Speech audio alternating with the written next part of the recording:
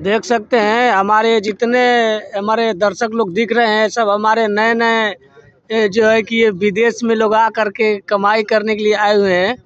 देखिए हमारे जितने नए भाई लोग हैं ना, का हाल चाल बा भाई? कितना दिन हो गए ले? देखिए हमारे भाई 1 महीना से आए हुए हैं।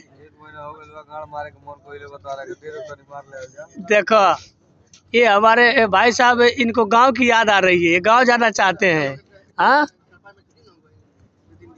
और बाकी का देखिए सभी भाई लोग नए नए अभी आए हैं। अभी जो है कि आज दुबई में रात के टाइम पे घूमने का विचार प्लान कर रहे हैं लोग। का हाल बा भाई?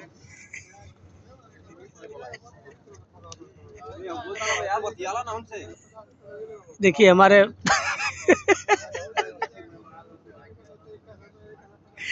सभी लोगों का कैलकुलेशन बड़ी गड़बड़ हो चुका है। सब लोग अपना अपना कैलकुलेशन कर रहे हैं कि क्या सिस्टम है क्या सिस्टम नहीं है। इस कैलकुलेशन के हिसाब से जो है कि मैटर को डन कर रहे हैं।